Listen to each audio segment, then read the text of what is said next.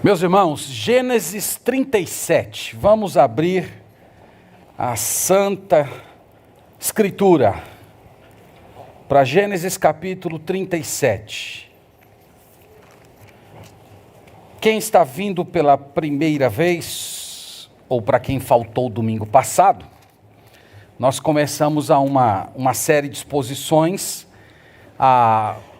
na biografia de José do Egito. O que é que nós falamos até o momento? Nós dissemos que José, antes de tudo, é a antecipação do rei perfeito.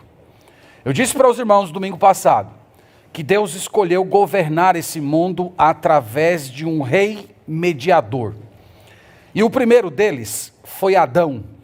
Mas infelizmente o nosso pai Adão falhou nessa tarefa. A partir de então, Deus vem preparando o mundo para o reinado do segundo Adão, o nosso Senhor Jesus Cristo.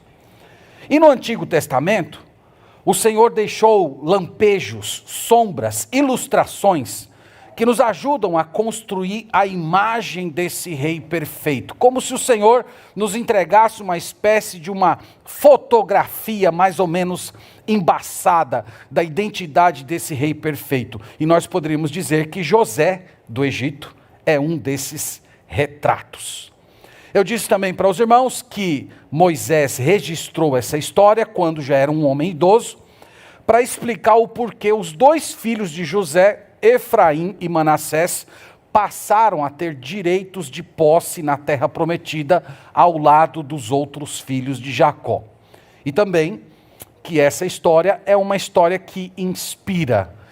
O autor de Hebreus colocou José do Egito nos heróis da fé para mostrar para a gente que vale a pena sim viver agarrado às promessas de Deus, crendo verdadeiramente em tudo aquilo que ele prometeu. Então nós fizemos uma espécie de introdução tratando dessas questões e hoje eu intitulei essa mensagem de Entre o Amor do Pai e o Ódio dos Irmãos. É o que nós vamos ver hoje nessa passagem. Nós vamos lendo, irmãos, e à medida que eu for avançando na leitura, nós vamos parando e explicando para os irmãos algumas questões relacionadas ao texto sagrado.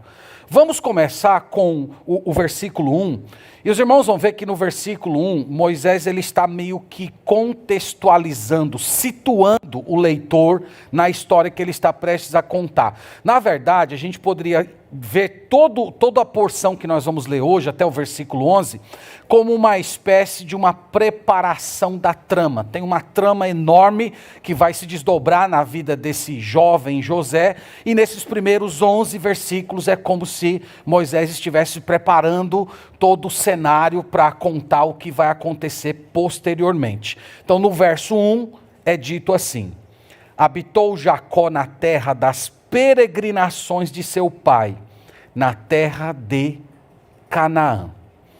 Irmãos, eu falei domingo passado que tem uma palavrinha na língua hebraica que é utilizada 11 vezes por Moisés no livro de Gênesis, e eu falei que essa palavrinha ela é uma espécie de sinalização de tema, de mudança de assunto, palavrinha hebraica toledotes. Eu falei que esses toledotes, eles são indicações de temas essenciais. E eu também mencionei, domingo passado, que esses toledotes de Moisés, eles apontam para 3 grandes temas no livro de Gênesis. Quem saberia me dizer quais são os 3 grandes temas para os quais os toledotes apontam? Alguém levanta a mão aí e diga, vamos lá? Vamos aqui, Maiana. Terra, semente e aliança. Acertou em cheio, vai ganhar um presente do pastor, porque acertou. Toma aqui, amor. Dê para ela, dê para ele. Vocês precisam aprender, quando o pastor fizer uma pergunta, vocês se disponham a responder rapidamente, viu? Isso aí. Terra, semente e descendência. Veja que o texto começa assim, ó. Habitou Jacó na terra. Então, o autor está apontando para um elemento central do livro de Gênesis. Habitou na terra das peregrinações de seu pai. Então, Moisés está situando o local da narrativa. Onde é que a narrativa se passa? Ela se passa na terra de Canaã. E por que ela é chamada de terra das peregrinações do pai de Jacó? Porque os irmãos lembram, Abraão, ele não recebeu de Deus autorização para fixar residência na terra prometida. A missão dele era de passar toda a sua história peregrinando, armando tendas ao longo daquela terra que um dia os seus descendentes iriam tomar posse. Então, por isso que o autor diz assim. Então, vocês estão percebendo que Jacó ele já está numa condição diferente do seu pai. Enquanto o seu pai estava peregrinando, ele já está habitando na terra. No verso 2, primeira frase do verso, nós lemos assim: e esta é a história de Jacó. Eu falei para vocês que essa palavrinha aqui, história, é aquele terminho da língua hebraica, toledot, que pode ser história, pode ser geração, pode ser descendência. Então aqui ele vai tratar da família dele, vai tratar a respeito da formação da futura nação de Israel. Então aqui, como eu disse, o Moisés está situando o local em que a história vai se passar. Em seguida, o Moisés apresenta a pessoa e as atividades da personagem central. Então você lê comigo, verso 2, segunda frase. Tendo José 17 anos, apacentava o rebanho com seus irmãos.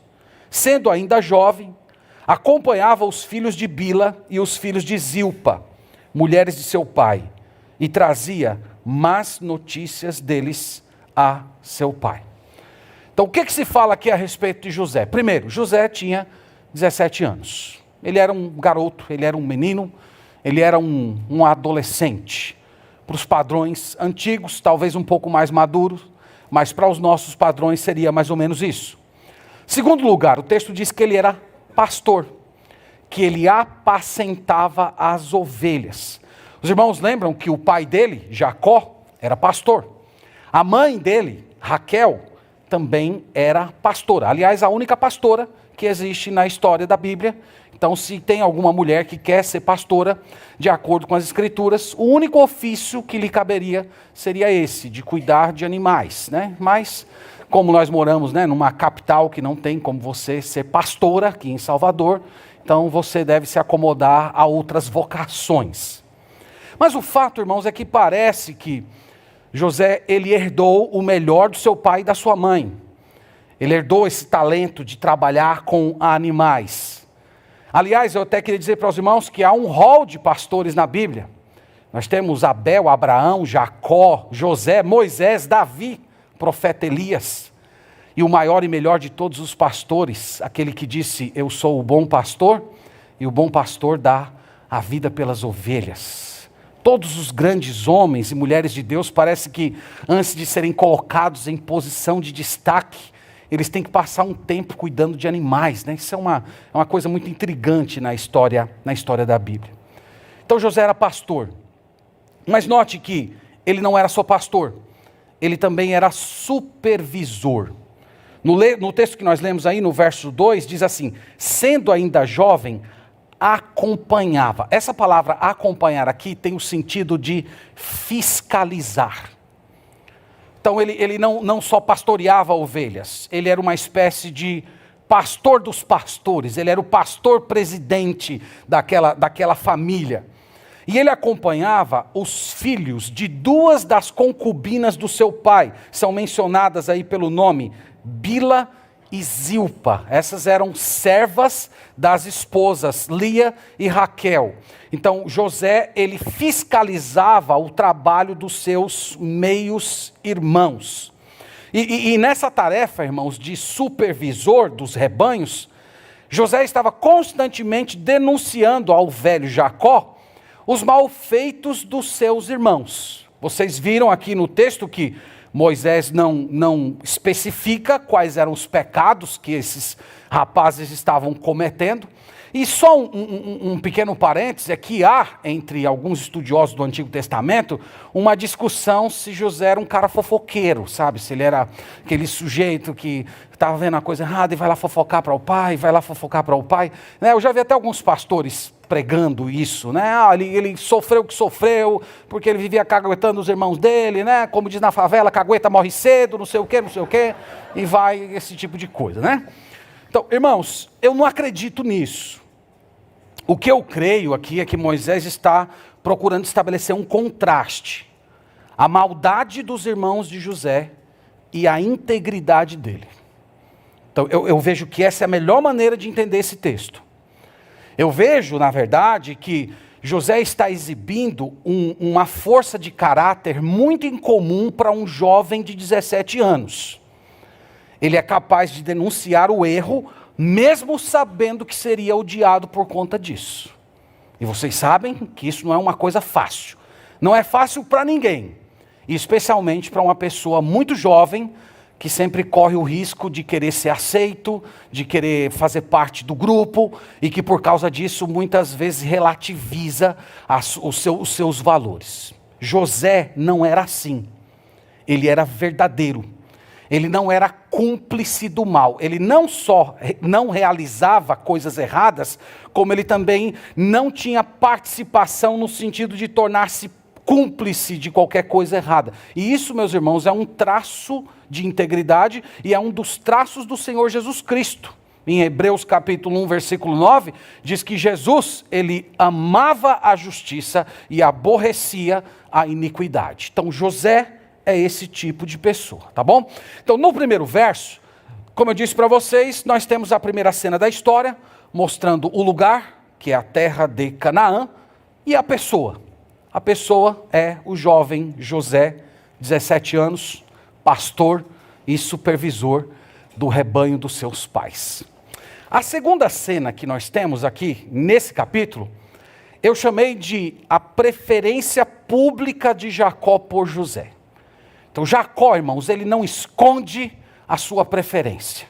José é o preferido dele, e isso fica muito claro no verso 3, leia comigo, diz assim: Ora, Israel amava mais a José que a todos os seus filhos, porque era filho da sua velhice, e fez-lhe uma túnica talar de mangas compridas. Então é dito aqui, meus irmãos, que Jacó amava mais a José do que a todos os seus outros filhos. E o motivo, segundo Moisés esclarece, é que o rapaz era filho da sua velhice.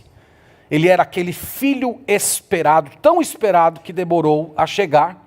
Ele era o primeiro filho da sua esposa do coração, a esposa pela qual ele amou e trabalhou 14 anos, Raquel. Ele era o filho que fora objeto de muitas orações, visto que Raquel permaneceu estéril durante alguns anos e José simplesmente o amava. Jacó também, irmãos, está implícito aqui nesse versículo, ele dava a entender a todos os seus familiares que José seria o seu sucessor, que José herdaria o seu direito de primogênito. Como é que nós podemos inferir essa ideia, já que ela não está afirmada aqui? Nós podemos chegar a essa conclusão por causa do tipo de roupa que José vestia. Aqui no texto é dito que ele fez uma túnica talar de mangas compridas. Normalmente, nas gravuras de lições da escola dominical, as crianças têm contato lá com aquela imagem, né? Todo mundo aqui foi criança em escola dominical, ouviu na salinha a história de José. Você sempre vê ele vestido naquela túnica, numa túnica com muitas cores, não é isso? É como se fosse um monte de fita, assim, de tecidos nobres, um colado ao lado do outro, e fazer aquela roupa bem colorida mesmo. Irmãos, essa tradução, túnica de muitas cores, ela não vem da língua hebraica original. Ela vem de uma tradução que foi feita do hebraico para o grego, chamada de Septuaginta. Eu já falei algumas vezes aqui na igreja dela. Então essa é uma tradução que foi feita do hebraico para o grego, e algumas versões da língua portuguesa antiga usaram a Septuaginta para traduzir para o português. E é por isso que em algumas versões fica lá essa túnica colorida. Mas na língua hebraica original, que a maioria das nossas versões hoje acaba seguindo, a ideia é simplesmente de uma túnica comprida. Então, a ideia era de uma roupa que recobria os pés, que chegava até os pés, que recobria os braços, que vinha até o pescoço. Essa roupa, por exemplo, ela é mencionada em 2 Samuel 13:18, para falar das filhas de Davi que se vestiam daquele jeito. Elas usavam túnicas compridas, e aquilo era uma maneira de distingui-las das outras jovens, mostrar que elas eram da realeza, mostrar que elas pertenciam a uma família nobre. Então, irmãos, essa roupa, ela denunciava a preferência de Jacó por José. Indicava honra, indicava distinção e indicava também que Jacó escolhera José para ser o futuro líder da família, que era ele que herdaria os direitos da primogenitura. A pergunta que fica é, por que ele fez essa escolha?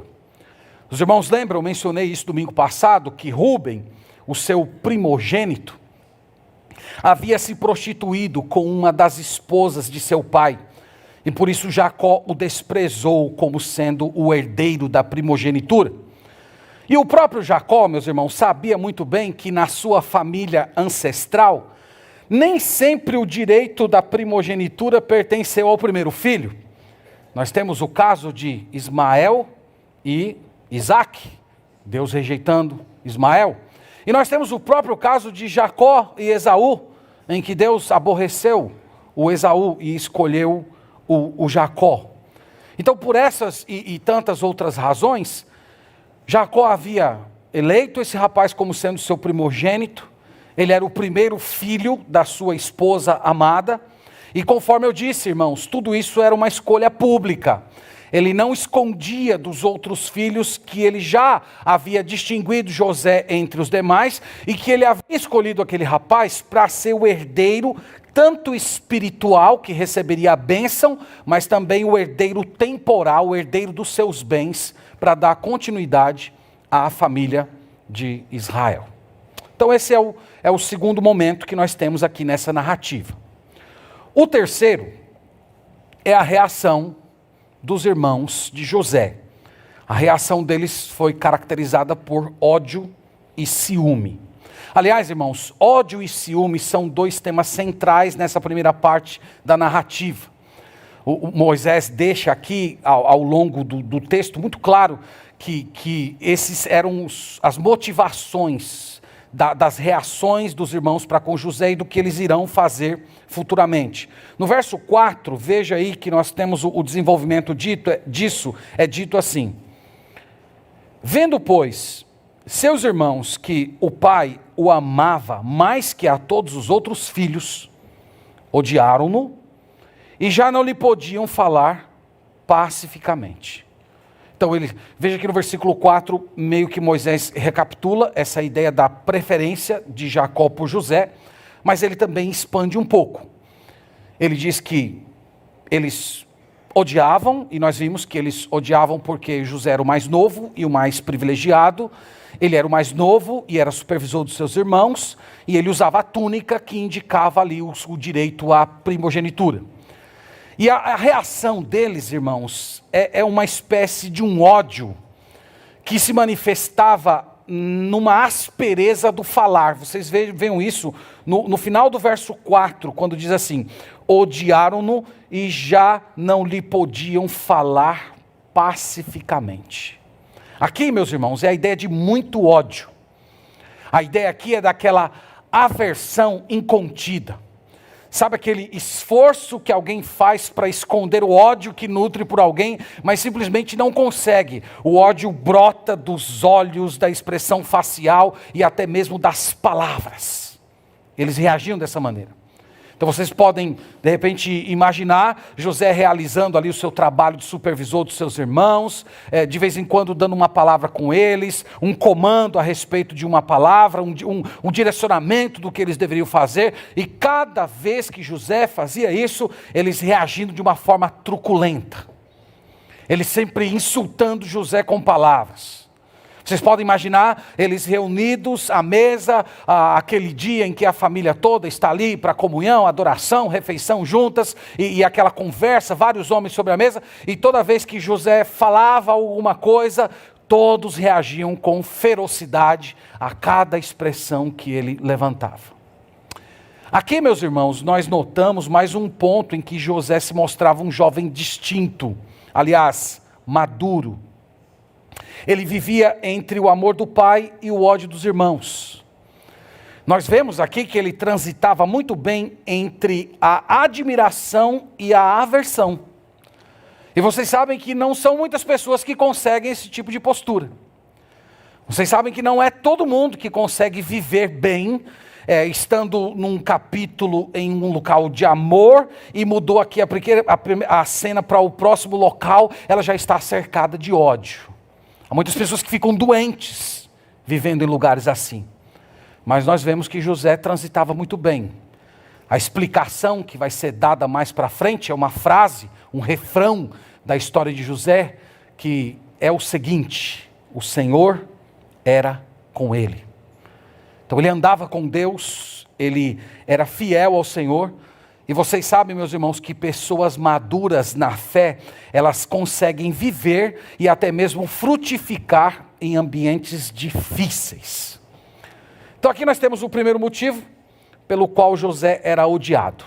Nós vimos aí no verso 4, a distinção com a qual seu pai o tratava. O segundo motivo do ódio dos irmãos de José por ele, eram os sonhos de José. A gente vê isso no verso 5, acompanhe comigo. Teve José um sonho e o relatou aos seus irmãos. Por isso o odiaram ainda mais. Você pensa que não é possível ter mais ódio, né? Aí você percebe que ainda cabe na intensidade aqui da coisa. Nos tempos bíblicos, meus irmãos, um dos modos pelos quais Deus se revelava às pessoas era por sonho. Hoje, na era que nós vivemos, Deus não fala mais assim. Tudo que Deus quer se comunicar com você está na palavra escrita. Eu até diria que a escritura é superior a qualquer sonho que tenha ocorrido nos tempos bíblicos. E quanto àquelas decisões diárias, comuns, com quem eu vou me casar, onde é que eu vou morar, qual vai ser minha profissão, o que é que eu vou fazer da minha vida, Deus não elegeu os sonhos como sendo o modo pelo qual Ele vai lhe dirigir.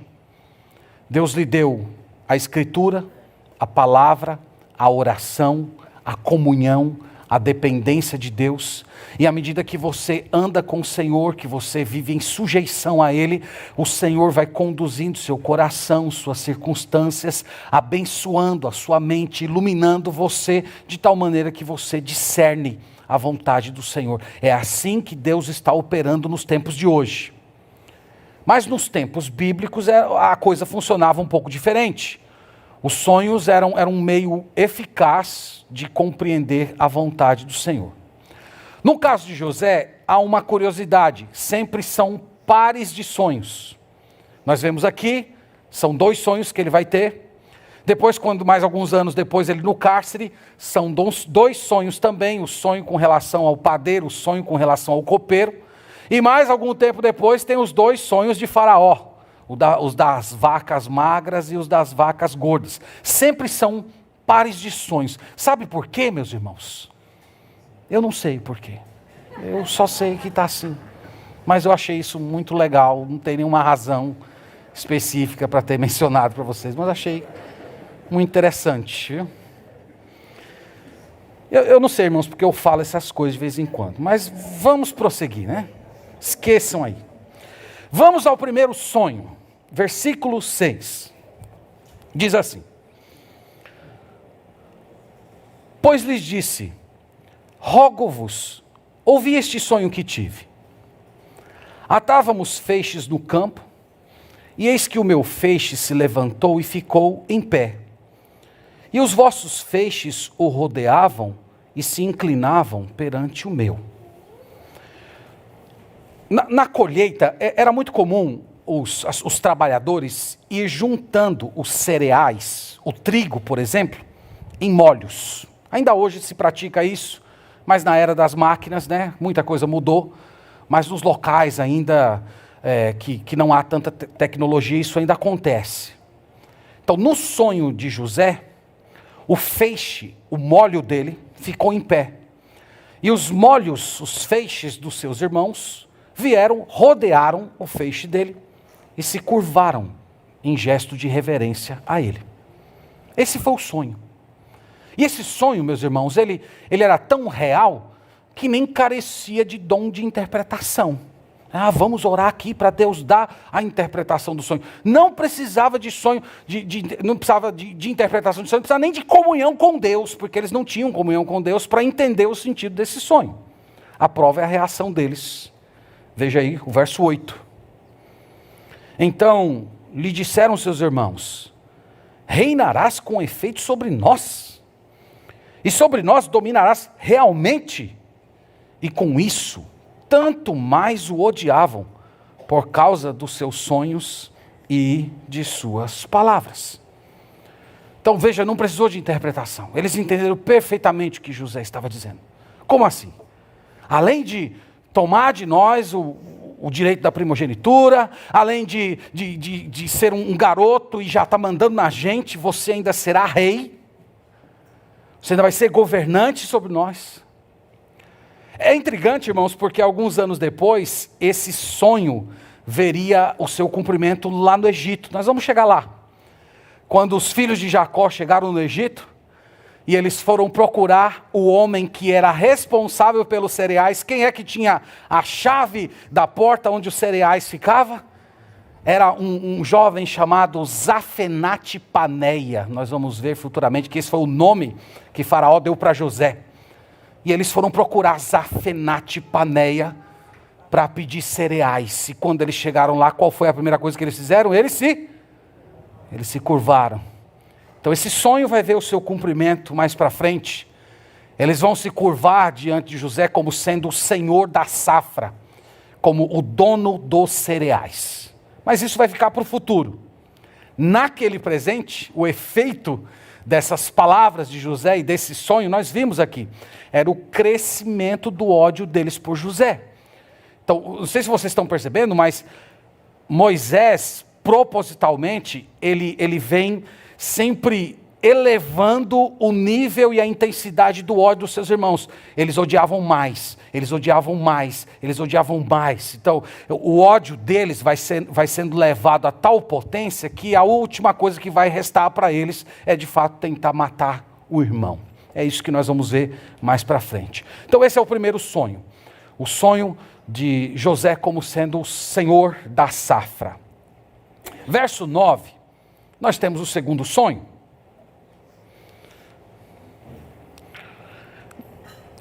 Teve ainda outro sonho e o referiu a seus irmãos, dizendo: sonhei também que o sol, a lua e as 11 estrelas se inclinavam perante mim. Então vocês perceberam que esse segundo sonho, ele mantém, por um lado, o mesmo tema do primeiro sonho. A ideia de que José governaria os seus irmãos, que os seus irmãos estariam em sujeição a ele. Nesse sonho, as 11 estrelas representam os seus irmãos. No entanto, há um elemento distinto nessa revelação, que é a referência ao sol e à lua. Então, nesse sonho aqui, irmãos, está sendo profetizado que José não apenas governaria os seus irmãos, ele também teria primazia sobre o seu pai e a sua mãe. E isso é uma coisa muito incomum na passagem, porque ele era herdeiro de Jacó. A autoridade, o poder, a grandeza, a honra que ele receberia seria do seu pai. Então é como se o pai dele, maior do que ele, transferisse isso para ele. Mas aqui essa lógica está sendo invertida. José vai ser maior que seu pai. Ele vai ser maior que a sua mãe. Então é o que está sendo tratado aqui. E isso, irmãos, era uma coisa tão incomum que até o velho Jacó ficou meio intrigado com a história. Vocês vejam aí no versículo 10, é dito assim: contando a seu pai e a seus irmãos, repreendeu o pai e lhe disse: que sonho é este que tiveste? Acaso viremos eu e tua mãe e teus irmãos a inclinar-nos perante ti em terra? Então ele meio que deu uma repreendida aqui no rapaz. Ei, calma aí, né? Sobre seus irmãos tudo bem, mas pai, mãe, vai devagar, menino. Então ele percebe que de fato era uma coisa muito maior do que ele estava planejando para o filho dele. Ele estava planejando entregar a primogenitura, a maior parte dos seus bens, a bênção que daria a ele a continuidade na família de Israel. Mas José já está antecipando aqui, Deus antecipando através desse sonho, que os planos do Senhor iam para além disso. O próprio Jacó seria sujeito ao seu filho.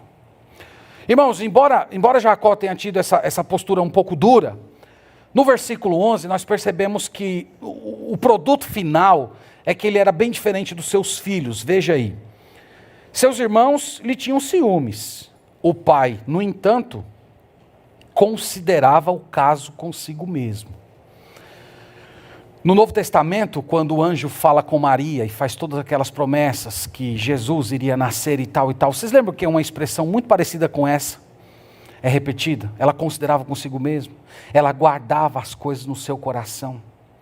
Então, qual é a ideia aqui? A ideia é que, embora fosse incômodo, no fundo, Jacó acreditava. Ele ficava considerando, ele ficava ponderando. Mas como é que vai ser isso? Como é que isso vai acontecer? Como é que Deus vai tirar esse rapaz da minha primogenitura e vai colocá-lo em uma posição acima de mim? Como é que isso vai acontecer? Então ele estava ali constantemente ponderando a respeito do que ia acontecer com o seu filho. Então Jacó reagia assim. E os irmãos dele, primeira parte do verso 11, seus irmãos lhe tinham ciúmes. Então os irmãos de José se sentiam ameaçados. Os irmãos de José se sentiam injustiçados. Tudo aquilo que estava acontecendo nos sonhos de José e na própria família deles, com aquela postura de Jacó, era como se algo que eles tivessem direito estava sendo tirado deles. Então, irmãos, o que esses sonhos aqui no final das contas demonstravam? Preste bem atenção nisso. Que a preferência de Jacó por José aqui na terra era confirmada no céu. José, ele era o primogênito nos planos do seu pai e era também o primogênito e o futuro rei nos planos de Deus. Não é correto, meus irmãos, os pais ficarem externando preferência pelos filhos, né? Isso aí a gente já tem falado em outras vezes aqui na igreja. Não é correto promoverem um em prejuízo dos outros, mas nesse caso aqui, não se espante, era correto. Porque a preferência de Jacó por José refletia a escolha de Deus. Ele estava fazendo o que Deus quis. É importante, irmãos, olhar esse texto aqui como uma passagem que vai para além de problemas familiares. Nós não estamos só lidando aqui com um pai que tem preferências e às vezes fica elevando um filho em detrimento do outro. Nós temos que olhar essa passagem para além disso. Essa passagem tem a ver com a descendência de Jacó, tem a ver com a formação da nação de Israel, de onde futuramente viria o Messias. E dentro desse contexto, muitas vezes Deus escolhe algumas pessoas e outras ele deixa de lado. Então a preferência do pai dele refletia a preferência do Senhor. Então, sintetizando aqui a passagem, nós vemos que os irmãos de José tinham ódio e ciúmes dele. Eles tinham ódio e ciúmes porque José era amado pelo pai, estavam em uma posição de distinção, também por conta dos sonhos que ele tinha. E esses dois sentimentos, ódio e ciúmes, serão péssimos conselheiros para esses 10 irmãos de José, conforme veremos na próxima semana, se assim o Senhor nos permitir. Quero trazer apenas algumas lições, sintetizando aqui a nossa passagem, e depois nós vamos orar ao Senhor. Eu acho sempre interessante quando eu digo para os irmãos que eu vou fazer as palavras finais, vocês dão uma relaxada no banco, né? Eu já notei isso. Está todo mundo ali. Irmãos, agora para o final, pessoal. Agora, né? Eu queria, em primeiro lugar, me dirigir aos jovens e adolescentes da nossa igreja. Tenho uma lição preciosa para vocês dessa passagem. É possível vocês viverem uma vida de integridade, mesmo cercados por gente ímpia e hostil. É possível. José viveu entre pessoas hostis, mas ele não só sobreviveu, ele se desenvolveu e frutificou. E ele fez isso entre pessoas que o odiavam. Ele fez isso entre pessoas truculentas. Ele fez isso entre pessoas que estavam atacando a ele em todo momento. E nós vimos aqui, ele tinha apenas 17 anos de idade. E jovens, adolescentes, eu oro para que isso inspire vocês. Só será possível vocês serem íntegros e frutificar em ambientes de oposição se vocês aprenderem desde cedo a temerem mais a Deus do que temerem as pessoas. Isso só será possível se vocês ansiarem mais pela aprovação de Deus do que pelo elogio das pessoas com as quais vocês convivem. Há muitos jovens, adolescentes, que infelizmente estão na contramão do caráter de José. Há muitos que se apequenam, há muitos que se deixam intimidar, porque eles temem a reprovação do mundo. Eles temem ser motivos de piada.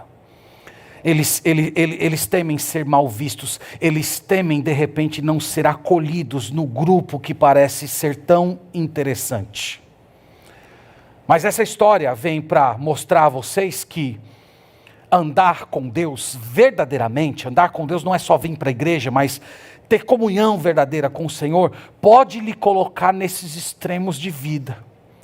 Você pode estar em um certo ambiente em que você vai desfrutar de amor e comunhão profundos, mas você pode estar ao mesmo tempo em outro lugar em que o ódio e a truculência no trato serão os modos pelos quais as pessoas vão se dirigir a vocês. Quem anda com Deus, de uma forma ou outra, sempre vai acabar caminhando entre esses extremos. Vocês não deveriam temer ser odiados, porque o nosso Salvador, ele foi o mais odiado de todos os homens. Ele foi o homem mais desprezado. Ele foi o homem absolutamente íntegro, que nunca foi conivente com o pecado de ninguém. Ele amava a justiça e aborrecia a iniquidade. E naquela cruz ele sofreu todo o ódio. Ele sofreu o ódio do mundo, mas também sofreu o ódio do Pai contra os nossos pecados, para que através da punição que ele recebeu, nós tenhamos vida eterna. E todas as vezes que você é odiado, que você é maltratado, que você é hostilizado, porque você fez o certo, porque você se posicionou corretamente, porque você amou a verdade e aborreceu o erro, você se torna uma pessoa parecida com Jesus. Então Jesus, muito mais do que José, é a grande inspiração para vocês não temerem a humilhação, o ódio e a rejeição. Os jovens, adolescentes, se fortaleçam no temor a Deus, busquem ao Senhor, cultivem comunhão com Ele, adorem ao Senhor, se consagrem a Ele, porque se vocês crescerem no temor de Deus, as cobranças do mundo nunca irão acovardar nenhum de vocês. Vocês vão poder se levantar e sempre agir à altura da dignidade da pessoa que vocês representam, o Senhor Jesus, e aceitar com profunda firmeza de caráter todas as reprovações que esse mundo lançar sobre vocês. É possível viver assim. É possível viver assim e estar bem. É possível viver assim e não se acovardar e ter paz no seu coração. Segundo lugar, meus irmãos, essa história mostra que ódio e ciúme são duas emoções perigosas e que devem ser mortificadas em nós. O ciúme normalmente é sinônimo de cobiça, denota aquele anseio por posse. O ciúme assume a forma de egoísmo ou aquela frustração por não ter algo que você julga lhe pertencer. O ódio, por sua vez, é aquela aversão motivada pelo medo, pela raiva ou por algum dano que você sofreu. E essas duas emoções destruíram essa família, pelo menos na primeira parte dessa história, e hoje continuam trincando casamentos, relacionamentos familiares, amizades, enfraquecendo igrejas, às vezes levando até mesmo à destruição. E nessa história, novamente, nós aprendemos que esses sentimentos precisam ser extinguidos. Todos aqueles que são de Deus precisam mortificar essas emoções. Elas não podem ser guardadas, elas não podem ser alimentadas. Você tem que encará-las como pecado. Você precisa confessá-las a Deus e repreender a si mesmo todas as vezes em que elas quererem se avolumar no seu coração. Você precisa começar a orar pelas pessoas às quais você tem aversão, e isso vai fazer com que o ódio seja morto. Você tem que começar a cultivar a generosidade para que o ciúme seja mortificado dentro de você, porque essas duas emoções são destrutivas e elas não combinam com o caráter daqueles que são de Jesus. Então olhe para essa história, tome a sabedoria de Deus para você e confesse como Senhor e assuma uma luta. Eu vou, no poder do Espírito Santo, mortificar essas duas emoções terríveis. Terceira lição. As roupas de José nos lembram as muitas vestimentas que Deus nos dá ao longo da vida. Aqui, meus irmãos, nós vimos na passagem de hoje as vestes da honra, a túnica talar de mangas compridas, a roupa da distinção. Mais adiante, vamos ver domingo que vem, essas roupas são rasgadas, marcando o fim da honra e do destaque. Posteriormente, José vai colocar outra veste, ele vai colocar a veste de encarcerado. Mais algum tempo, ele veste a roupa de mordomo. Depois ele vai para o cárcere. E depois ele é vestido de roupas de autoridade. Cada momento da vida de José, ele vestiu uma roupa diferente. E essas roupas dele, irmãos, apontam para as experiências que ele estava vivendo. O nosso Senhor Jesus Cristo também usou diversas vestimentas.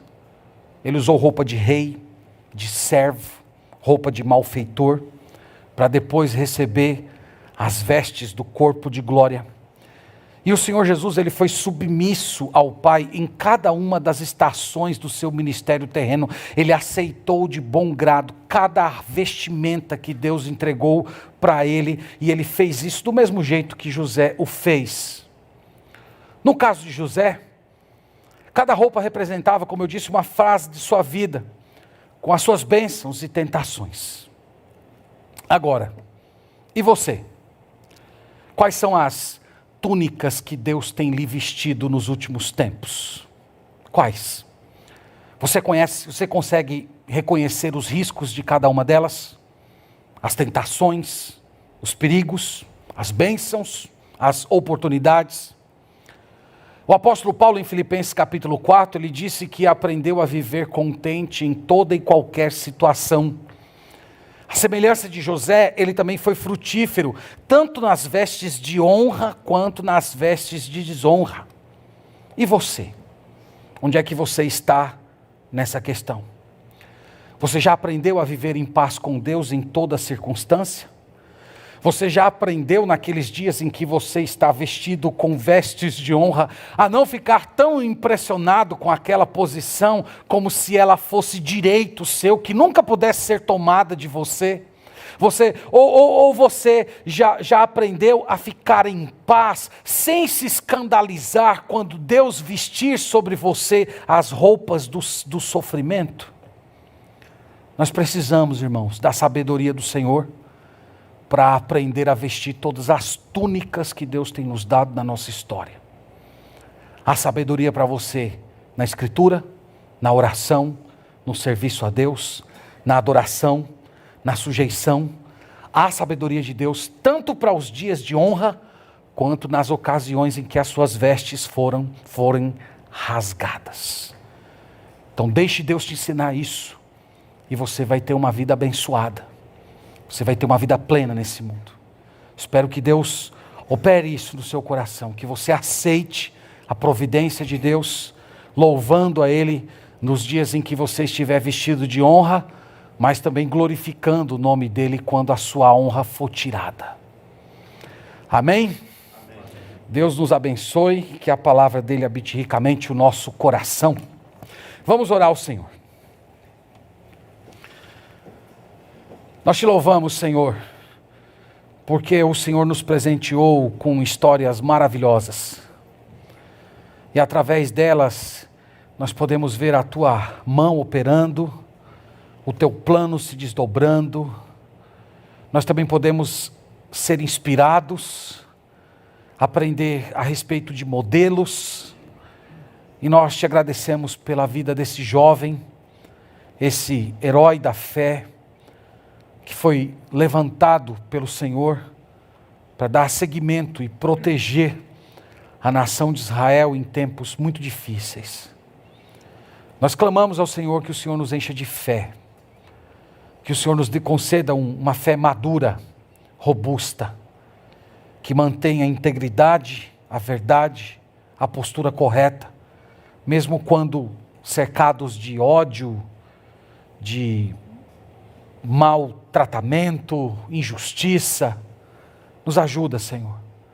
Nós pedimos também que o Senhor purifique os nossos corações dos maus sentimentos, que o Senhor tire de nós ódio, rancor, mágoa, tristeza, desejo de vingança, ciúme, que o poder do Teu Espírito mortifique em nós todos esses maus sentimentos e nos dê o mesmo sentimento que houve também em Cristo Jesus.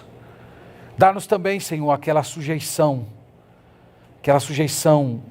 contente diante de cada vestimenta que o Senhor permitir que nós venhamos a usar. Nos ajude a termos uma vida digna quando honrados e uma vida de sujeição quando desonrados. Opera isso em nós para a Tua glória. Nós oramos pelas pessoas que aqui estão, que ainda não entregaram a vida ao Senhor Jesus Cristo, que mais do que José, elas sejam capazes de nessa manhã contemplar esse Salvador maravilhoso para quem José olhava, e que elas percebam imediatamente a necessidade de arrependimento e fé, e crendo, Senhor, no sacrifício substitutivo de Jesus, elas recebam vida eterna. Nós pedimos isso tudo no nome do Senhor Jesus. Amém.